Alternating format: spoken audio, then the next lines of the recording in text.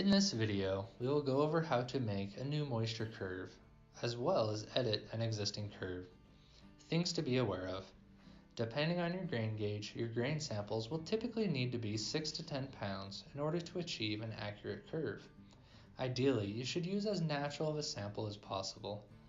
The best curves are achieved by using grain that has not been wetted. That being said, we understand that sometimes to achieve a high moisture sample, you will need to wet some grain. We typically use at least 3 samples. The driest you will see, the wettest you will see, and something in between. You will also need to know the test weight of your samples. For those who use inserts with an H2 grain gauge, it is necessary to generate multiple curves. One using 2 inserts, one using 1 insert, if applicable, and one with no inserts. After you are connected to the grain gauge, select Setup. Select your grain gauge in the Devices menu, and then select Moisture Curves. Select the plus sign in the bottom right of the screen to start a new moisture curve. Enter a name for the curve, and then select the green arrow.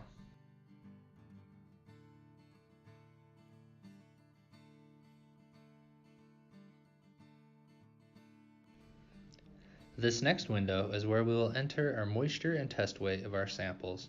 Enter this in for the dry sample. Next, pour the dry sample into the grain gauge. After you have poured the grain, select the green cycle option. The grain will then cycle through the grain gauge. The values will appear below. We recommend cycling each sample 3 times so the software can get more values to average.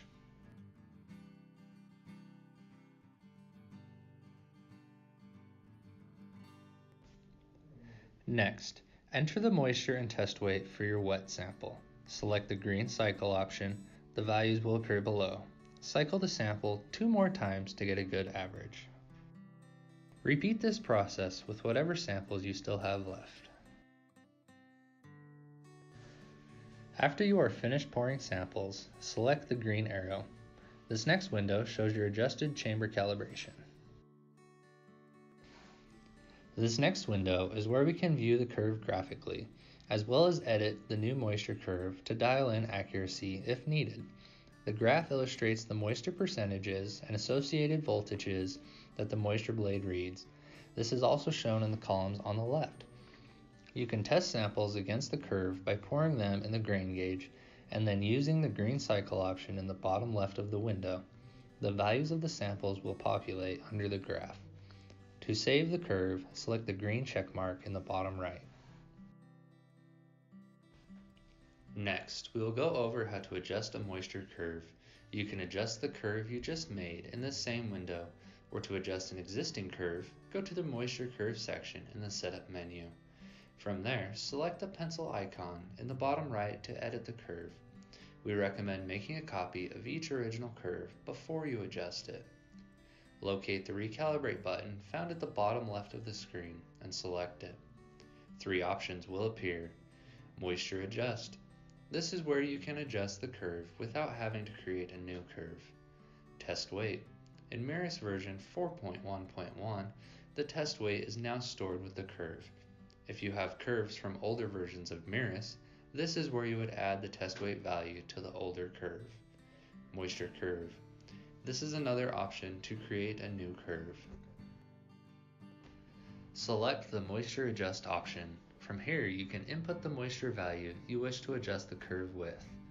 Once you input your moisture value, you will be able to cycle the grain. Be sure to select this option after you have poured the grain into the grain gauge. Select the Click to Run a Sample button. When the information has cycled, the data will appear below. You will want to cycle the same sample multiple times to gain an average. We recommend 3 to 5 cycles. To avoid having to input the value multiple times, select the last value. Once you have cycled the sample a few times, proceed to the next page where you will see your adjusted curve. Be sure to cycle the sample in this screen to check the accuracy. If you are satisfied with the adjustment to your curve, be sure to select the green checkmark found in the bottom right of your screen to save your changes. We have reviewed how to make a new moisture curve. as well as edit an existing curve.